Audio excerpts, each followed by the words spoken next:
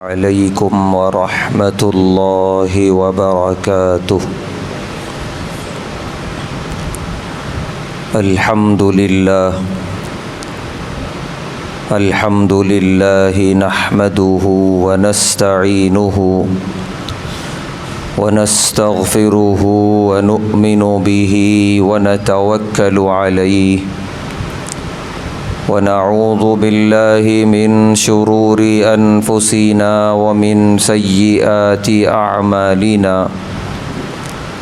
من يهده الله فلا مضل له ومن يضلله فلا هادي له ونشهد أن لا إله إلا الله وحده لا شريك له ونشهد أن سيدنا ونبينا وحبيبنا ومولانا محمدا عبده ورسوله أما بعد قال الله تبارك وتعالى في القرآن الكريم أعوذ بالله من الشيطان الرجيم بسم الله الرحمن الرحيم فاصدع بما تؤمر وأعرض عن المشركين صدق اللہ العظیم۔ ہر طرح کی تعریف اور حمد و ثنا اللہ بزرگ و برتر کے لائق ہے، جس کا کوئی شریک نہیں، جس کا کوئی ساجھی اور ہمسر نہیں، جو ہمیشہ سے ہے اور ہمیشہ رہے گا۔ بے شمار درود و سلام نازل ہوں اللہ کے آخری پیغمبر جناب محمد الرسول اللہ صلی اللہ علیہ وسلم پر، اور آپ کے تمام صحابہ اور اہل بیت پر۔ محترم حضرات، اللہ تبارک و تعالی نے ہمیں ایمان والا بنایا، یہ اللہ کا بہت بڑا احسان ہے۔ اس روئے زمین پر جو لوگ ایمان جیسی عظیم دولت سے محروم ہیں، اگر ہم ان کی حالت دیکھیں، ان کے عقیدے دیکھیں، ان کے مذہبی کام دیکھیں، تو دل سے جذبہ شکر پیدا ہوتا ہے کہ اے اللہ، آپ کا بے انتہا شکر ہے، احسان ہے کہ آپ نے ہمارے درمیان اپنے محبوب دو عالم صلی اللہ علیہ وسلم کو بھیجا، جن کے ذریعے آپ نے ہمیں ایمان جیسی عظیم دولت سے سرفراز فرمایا۔ ایمان کے ساتھ ساتھ ایک بڑی اہم ترین چیز اور بھی عطا فرمائی اللہ نے، جس کا تعلق ایمان کے ساتھ بڑا گہرا ہے، بڑا لازمی ہے کہ وہ دونوں جہاں ہوتے ہیں ایک ساتھ ہوتے ہیں، اور جہاں نہیں ہوتے تو دونوں بھی نہیں ہوتے۔ وہ دوسری چیز کیا ہے؟ پیارے نبی صلی اللہ علیہ وسلم نے فرمایا کہ وہ دوسری چیز ہے حیا۔ ایمان اور حیا یہ دونوں آپس میں ایک دوسرے کے لیے لازم ہیں، اگر کوئی ایک چلا گیا تو دوسرا بھی چلا جاتا ہے۔ خدا نخواستہ اگر کسی شخص سے حیا نکل گئی تو پھر ایمان بھی باقی نہیں رہتا۔ بظاہر صرف نام کا ایمان ہوتا ہے، ایمان کی روح سے وہ شخص محروم ہو جاتا ہے جو حیا والا نہ ہو، پاک دامن نہ ہو۔ آقائے دو جہاں صلی اللہ علیہ وسلم نے روز اول سے حیا کی تعلیم پر بہت زور دیا، تاکید فرمائی، کیونکہ اس زمانے میں جو دنیا میں برائیاں تھیں، ان میں برائی یہ بھی تھی کہ بے حیائی عام تھی۔ پیارے نبی صلی اللہ علیہ وسلم نے انسان کو انسان بنایا حیا کی چادر کے ساتھ، حیا کے لباس کے ساتھ۔ اگر انسان کے اوپر سے حیا ختم کر دی جائے تو اس میں اور حیوان میں کوئی فرق نہیں ہے۔ ایک حیوان کوئی لباس نہیں پہنتا اپنے سطر کو چھپانے کے لیے. ایک حیوان کوئی حیا والی مجلس کا انتخاب نہیں کرتا. ایک حیوان جب وہ بولتا ہے تو اس میں بے حیائی والے کوئی الفاظ اور با حیا والے الفاظ کوئی فرق نہیں کرتا. اس کی ایک آواز ہوتی ہے جو وہ نکالتا ہے. تو حیا کی ساری شرطوں سے، ساری قید سے آزاد اگر کوئی مخلوق ہے تو وہ حیوان ہے اور جانور ہے. لیکن انسان کو اللہ تعالیٰ نے حیا کی چادر میں اڑھایا کہ انسان کی زبان میں حیا ہو. جب وہ گفتگو کرے الفاظ صحیح استعمال کرے، غصے میں ہو تو بھی، خوشی کا موقع ہو تو بھی. ذرا سی بات پہ گالی گلوچ پہ اتر آنا اور بدترین الفاظ زبان پہ لے آنا، یہ زبان کی بے حیائی ہے. آقا دو جہاں صلی اللہ علیہ وسلم نے زبان کو باحیا بنایا، مہذب بنایا، پاکیزہ بنایا. اسی طرح ایک انسان خاص طور سے اگر مومن ہے تو اس کی نگاہ میں حیا ہو. قرآن میں اللہ نے فرمایا کہ مومنین چاہے وہ مرد ہوں یا عورتیں ہوں اپنی نگاہوں کو پست رکھیں، یعنی باحیا بنا کے رکھیں. پیارے نبی صلی اللہ علیہ وسلم نے بے انتہا تعلیم دی نگاہوں کے تعلق سے کہ اس کی حفاظت کرو، بے حیائی سے بچاؤ، کیونکہ یہ شیطان کا تیر ہے، اس کے ذریعے وہ دلوں کا شکار کرتا ہے. پہلے نگاہوں کا غلط استعمال کراتا ہے، پھر دلوں میں نجاستیں بھرتا ہے، پھر ایک اچھے خاصے انسان کو بد کردار بناتا ہے، بے حیا بناتا ہے، چاہے وہ مرد ہو یا عورت ہو. اسی لیے آدمی اگر نگاہ کی حفاظت کرتا ہے تو وہیں دروازہ بند ہو جاتا ہے شیطان کا. تو ایک آدمی کی نگاہ حیا والی ہو، یہ تعلیم دی پیارے نبی صلی اللہ علیہ وسلم نے.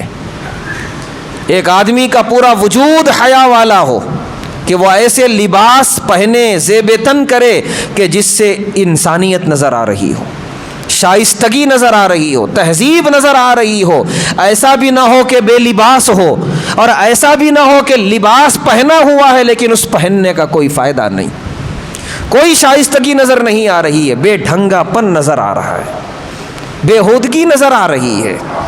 پیارے نبی صلی اللہ علیہ وسلم نے ایسے لباس پہننے سے منع فرمایا. نگاہوں میں حیا، زبان پہ حیا، سراپا اپنے پورے وجود میں حیا ہو، ایسا باحیا آدمی ہی ایمان والا ہوتا ہے. ایسی حیا اور ایمان دونوں ایک ساتھ ہوتے ہیں، اور اگر ایسی حیا نہیں ہے تو پھر ایمان بھی اس کے پاس صحیح سلامت نہیں ہے. پیارے نبی صلی اللہ علیہ وسلم نے ارشاد فرمایا کہ حیا جہاں ہوتی ہے، جس چیز میں ہوتی ہے اسے خوبصورت بنا دیتی ہے، اور حیا جہاں سے اٹھا لی جاتی ہے اسے معیوب بنا دیتی ہے. کوئی بھی انسان باحیا اگر الفاظ میں گفتگو کر رہا ہو، کتنی شائستگی نظر آتی ہے اس کے اندر، کتنا وہ آدمی باکمال، باہنر، باعلم نظر آتا ہے جس کی زبان کا استعمال صحیح ہو. اور وہیں کوئی ایک انسان انتہائی غلط الفاظ زبان سے نکالتا ہے.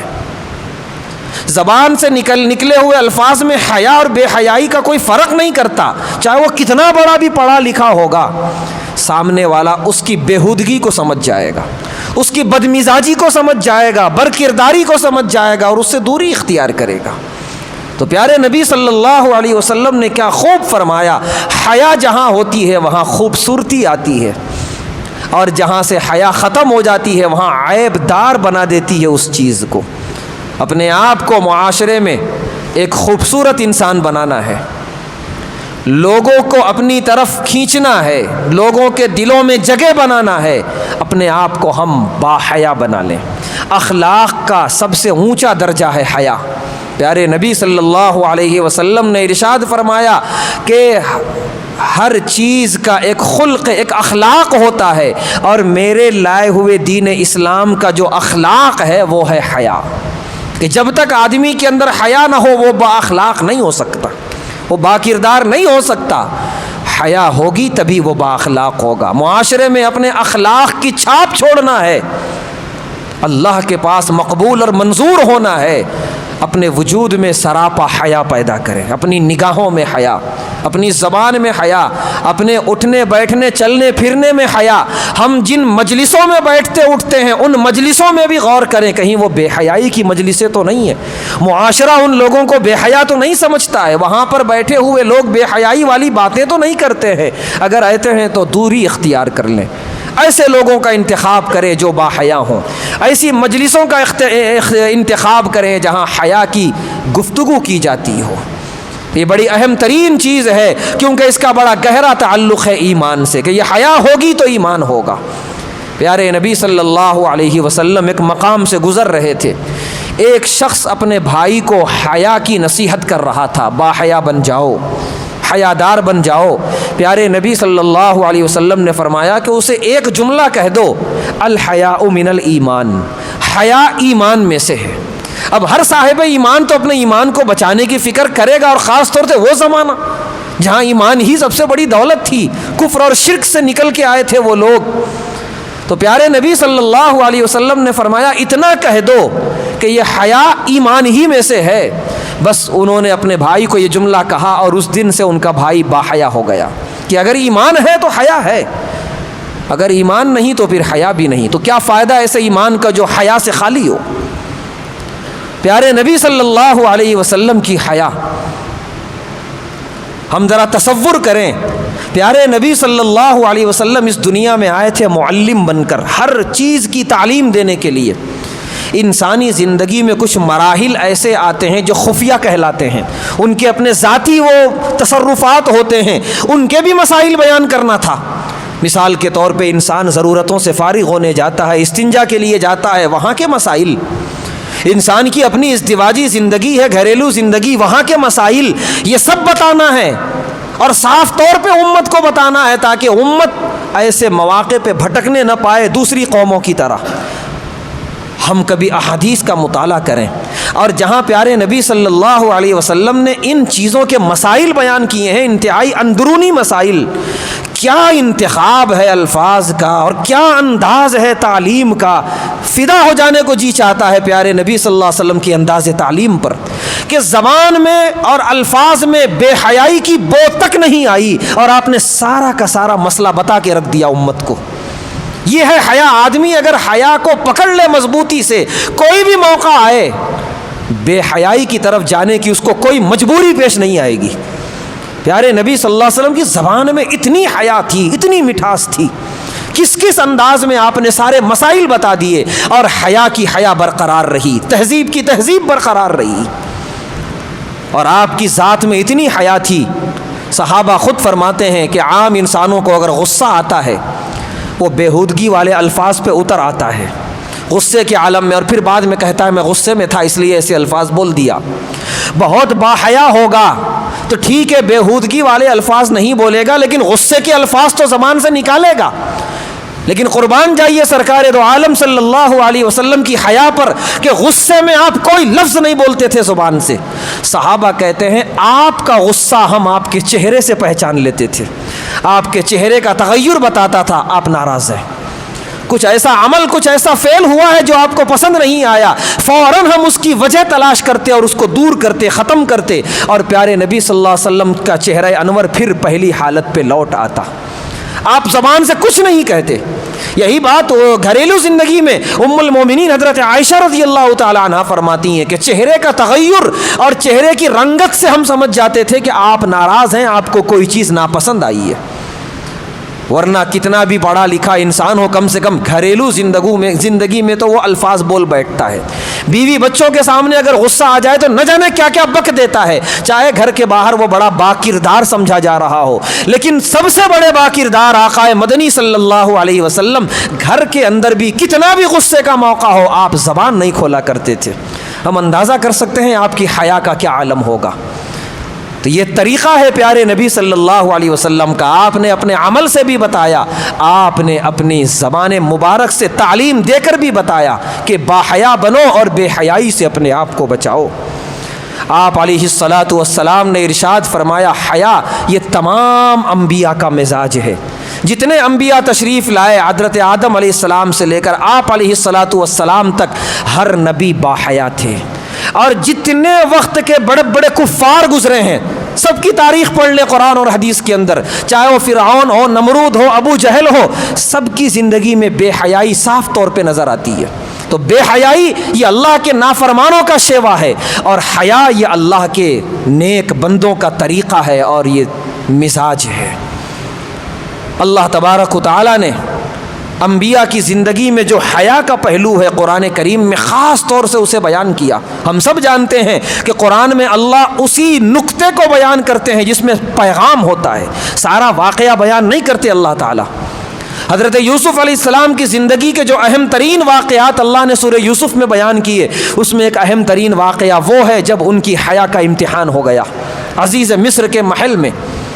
یہ اللہ کے نزدیک کتنا اہم تھا واقعہ کہ اللہ نے باقاعدہ پورا ایک رکوع اس سلسلے میں نازل کیا، اور اللہ نے خود گواہی دی کہ یوسف علیہ السلام نے اپنی حیا کی مکمل حفاظت کی، وہ با حیا تھے، وہ با کردار تھے، اور نتیجہ یہ ہوا کہ اللہ اس کے بدلے میں انہیں ترقیات سے نوازتے چلے گئے۔ حیا اپنے بعد برکتیں لے کر آتی ہے، ترقیات لے کر آتی ہے، خوشحالیاں لے کر آتی ہے، جبکہ بے حیائی آدمی کو غلاظت کے دلدل میں پھنساتی جاتی ہے، ذلیل و رسوا کرتی ہے۔ یوسف علیہ السلام کہاں سے کہاں پہنچائے گئے اس اپنی حیا اور اپنے تقوی کی وجہ سے۔ حضرت موسیٰ علیہ السلام کی زندگی کا ایک واقعہ بھی اللہ نے بیان کیا سورہ قصص کے اندر، کہ جب وہ مصر چھوڑ کر چلے گئے تھے مدین کی طرف جہاں حضرت شعیب علیہ السلام تھے، اور وہاں حضرت شعیب علیہ السلام کی 2 بیٹیاں کنویں پہ پانی بھرنے آئی تھیں، اور ان کا پانی لینا بڑا مشکل ہو گیا تھا، تو ان کی مدد کی حضرت موسیٰ علیہ السلام نے، ان کے ساتھ حسن سلوک کیا، اور وہ دونوں بیٹیاں پہنچی ہیں حضرت شعیب علیہ السلام کے پاس، اور جا کر تذکرہ کیا کہ ایک اجنبی نوجوان جو کہیں سے آیا ہے اس نے ہمارے ساتھ حسن سلوک کیا ہے۔ حضرت شعیب علیہ السلام نے اپنی ایک بیٹی کو بھیجا، جاؤ اسے بلا کر لاؤ۔ ان کے پاس بیٹے نہیں تھے اور وہ خود ضعیف تھے، وہ جا نہیں سکتے تھے۔ قرآن میں اللہ نے فرمایا تمشی علی استحیاء، کہ ان کی ایک بیٹی آئی پوری حیا کے ساتھ حضرت موسیٰ علیہ السلام کے پاس، مکمل پردے میں ملبوس، اور جیسا کہ کتابوں میں لکھا ہے، مفسرین لکھتے ہیں کہ اس بیٹی نے آ کر یہ کہا موسیٰ علیہ السلام سے کہ ہمارے والد ماجد آپ کو بلا رہے ہیں، ساتھ میں چلنا ہے، اور ساتھ اس طرح چلنا ہے، آپ آگے چلیں گے میں پیچھے چلوں گی، اور میرے سائے پہ آپ نظر رکھیں گے، میں ہاتھ یوں کروں گی، میرا سایہ دیکھ کر آپ سمجھ جانا ادھر مڑنا ہے، پھر جب میں ادھر کا ہاتھ ادھر کروں تو میرے سائے کو دیکھ کر سمجھ جانا ادھر مڑنا ہے، آپ کی نظر صرف میرے سائے پر ہوگی اور میں سراپا آپ کے پیچھے چلوں گی۔ یہ ہے حیا، تمشی علی استحیاء، قرآن میں اللہ نے فرمایا حیا کے ساتھ آئی تھی وہ بیٹی، اور پھر اللہ تبارک و تعالیٰ کو اس لڑکی کی حیا اتنی پسند آئی کہ اگلے کچھ دنوں کے بعد انہی کو موسیٰ علیہ السلام کی زوجہ بنا دیا، انہی سے حضرت موسیٰ علیہ السلام کا نکاح ہو گیا۔ تو اس طریقے سے اللہ تبارک و تعالیٰ نے حیا کی تعلیم دی۔ پیارے نبی صلی اللہ علیہ وسلم نے فرمایا قیامت کے قریب جو خوبیاں روئے زمین سے اٹھائی جائیں گی اس میں سے 2 چیزیں یہاں سے شروعات ہوگی، سب سے پہلے حیا، پھر امانت۔ یہ 2 چیزیں زمین سے اٹھائی جائیں گی، سمجھ جانا قیامت قریب ہے۔ آج کے زمانے میں حیا اٹھائی جا رہی ہے، اس کو سمجھنے میں کوئی دشواری نہیں ہے کہ باحیا لوگ عیب کی نظروں سے دیکھے جا رہے ہیں۔ حیا کی حفاظت کرنے والوں کو پرانی سوچ اور پرانے خیال کا تصور کیا جا رہا ہے، اور جتنا بے حیا بن جاؤ، جتنا برہنہ اور ننگے پن کا مظاہرہ کرو، ہاں یہ نئے زمانے کا شخص ہے، یہ نئے زمانے کی عورت ہے، نعوذ باللہ من ذالک، بے شک نئے زمانے کی ہے، اور یہ نیا زمانہ اسی میں قیامت آنے والی ہے۔ پیارے نبی صلی اللہ علیہ وسلم نے فرمایا وہ زمانہ قیامت کے قریب کا زمانہ ہوگا جب حیا اٹھا لی جائے روئے زمین سے۔ لہذا آج کی جو تاریخ ہے انگریزی مہینے کے اعتبار سے، آج دنیا میں خاص طور سے یورپ میں، اور کیا یورپ بلکہ پوری دنیا، کیا عرب اور کیا عجم، بے حیائی کے دن کے طور پہ منایا جاتا ہے، چاہے وہ اپنا کوئی بھی نام دے اس دن کا، لیکن ہم اپنی زبان میں اگر کہیں تو بے حیائی کا دن، شیطانیت کا دن، حیا کی ساری سرحدیں توڑ دی جاتی ہیں اور انتہائی بے حیا بنا دیا جاتا ہے۔ ایسے موقع پر ہمارے لیے ضروری ہے کہ ہم اس قیامت کے قریب کے زمانے میں اپنے آپ کو قیامت کی نشانی نہ بننے دیں، اپنے اہل و عیال اور اپنے بچوں کو، اپنی اولاد کو قیامت کی نشانی نہ بننے دیں، انہیں سراپا باحیا بنا کے رکھیں، حیا کی تعلیم دیں۔ ایک جلیل القدر تابعی ہیں اور محدث بھی ہیں، حضرت وہب بن منبہ رحمۃ اللہ علیہ، کیا خوب جملہ انہوں نے کہا کہ اپنی اولاد کو دو چیزیں سکھا دو انشاءاللہ ہدایت پر رہیں گی وہ، ایک چیز اللہ کا ڈر اور خوف، دوسری چیز انہیں شرم اور حیا کی تعلیم دے دو۔ یہ دو چیزیں تمہاری اولاد میں اگر آ گئیں تو امید رکھنا، بلکہ یقین رکھنا، تمہارے دنیا سے جانے کے بعد بھی وہ ہدایت پر رہیں گی انشاءاللہ۔ اگر یہ چیزیں نہیں ہیں، اللہ کا ڈر نہیں ہے، یا تم نے انہیں شرم و حیا کی تعلیم نہیں دی، بے حیائی کے لباس پہنائے، جو دنیا میں بے حیا انسان ہیں ان کو رول ماڈل بنا کے ان کے سامنے پیش کیا، ان کو ناچنا گانا سکھایا، اگر بے حیا بنا کے گئے تو پھر ہدایت کی امید مت کرنا۔ وہب بن منبہ رحمۃ اللہ علیہ کا کیا بہترین قول ہے یہ کہ ہمارے لیے ضروری ہے ہم اپنے آنے والی نسلوں کی حیا کی حفاظت کریں۔ جو زمانہ آگے بڑھ رہا ہے، بے حیائی فروغ پا رہی ہے، اور حد یہ ہو گئی کہ سال میں ایک دن منایا جا رہا ہے بے حیائی کے لیے، نعوذ باللہ من ذالک، جو سراپا شیطانیت ہے، حیوانیت ہے، انسانیت نہیں ہے۔